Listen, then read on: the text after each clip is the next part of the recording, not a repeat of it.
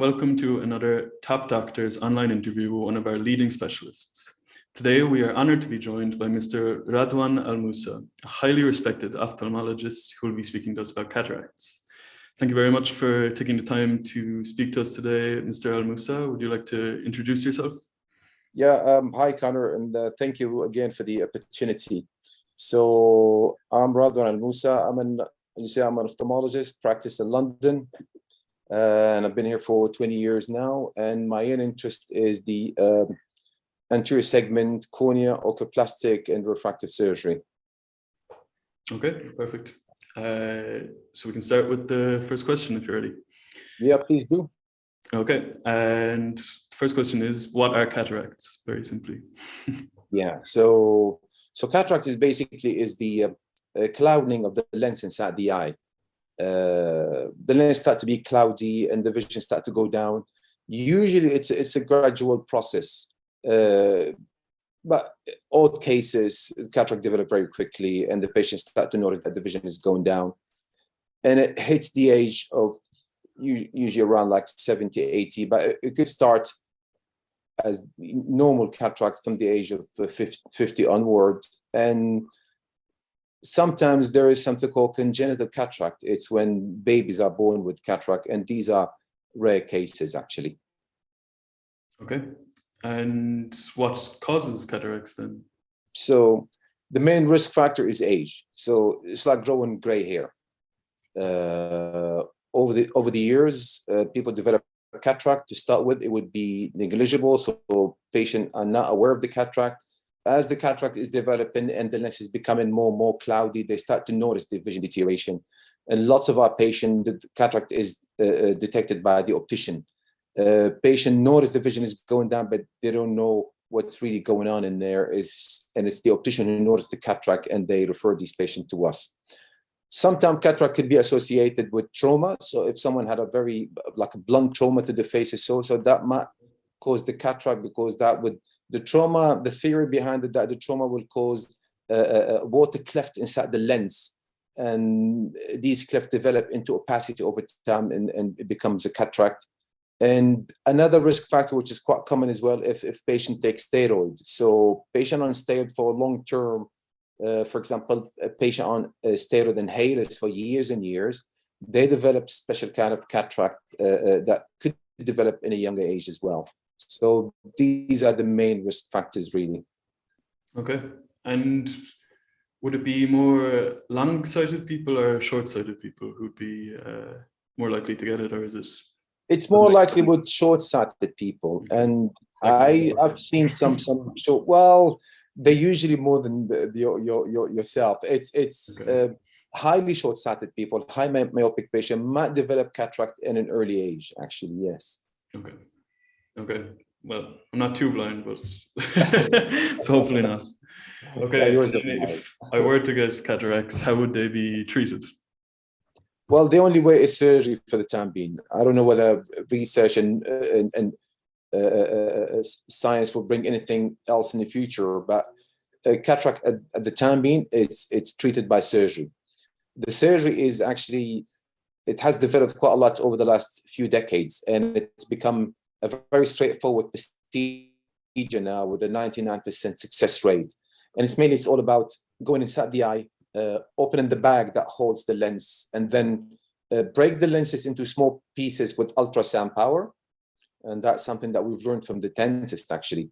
And then we take these small pieces with a suction through the small microscopic incision out of the eye, and then we inject a new lens inside the eye.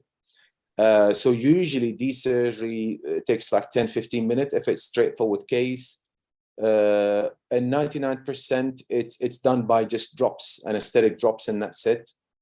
And you inject the new lens, and that's it. Okay. And would it be a long, sorry, would it be a long recovery period, or are you pretty okay straight away? Yeah, well, most of the patients, they will get like a drive-in performance vision the very next day, and there's a window of further improvement possibly for the first week. The longest I've seen is 2 months recovery, but these are a patient with a very weak cornea. So the cornea, which is the window of the eye, takes a long time to recover the surgery. But this is like odd cases, but as a rule, is the very next day, most of the vision will get better. So it's very fast recovery procedure. Okay, perfect. And how successful is cataract surgery? Do most patients come out of the operation successfully? Well, as I say, 99% of the patients have successful procedure. They're quite happy with it. The 1 in 100, they might encounter a complication during the surgery. Mm-hmm. The most common complication is breaching of the bag that holds the lens. If that happened, the outcome would still be very good. But for example, if they were going for one of these sophisticated lenses, they might just end up having only the conventional lenses. And I'll talk to you about these lenses, in a minute. Okay. But that's what happened usually. If you have a complication, which usually it's a breaching of the bag, you can carry on sometimes and treat the complication with the same setting. Sometimes you have to call the patient for another surgery, but the visual outcome will still be very good. So that's the main risk. Risk of losing the sight nationwide is 1 in 1,000. Most of the time is related to infection inside the eye or massive bleeding inside the eye. It's a very low risk, but unfortunately it could happen sometime. Okay. And you said you could get a different type of lens. So what's the difference between these lenses? So the conventional lenses, it's the lens that will give you good vision for distance. And actually these lenses will give you very good quality of vision. But then the main issue with these lenses is the reading ability. So if you're going to have good vision for distance, and we aim to have good vision for distance, then most probably you're going to need reading glasses. Okay. And that's a downside of these lenses. They're the new type of lenses now. They're called the extended depth of focus lenses. These lenses will provide you with good distant vision, good, let's say, intermediate vision. We're talking about computer distance or working in the kitchen or so. That would be very good. But patient might still need to have reading glasses in 20% of the cases. However, with these first two choices, the quality of vision is very good, actually. Now, the third option is for patients who want to have total independent from glasses. Mm-hmm. And it's called multifocal lenses. They will have good vision for distance, intermediate, and even reading, but there's still 10% chance that they might need to have reading glasses. The downside of these lenses that sometimes patients might feel that there's glare, halos around light, something called night vision disturbance. And for example, it's not recommended for people who drive in the night as a way of living, like lorry drivers and so. So in summary, these are the three main different lenses, for cataract surgery. Okay. And so I'm quite short-sighted, and if I had cataracts and got this surgery, would it improve my vision? Would I be able to see better because it's a new lens? Or is that completely different? Usually you'll get the vision that you'll get with your contact lenses, and that let's say,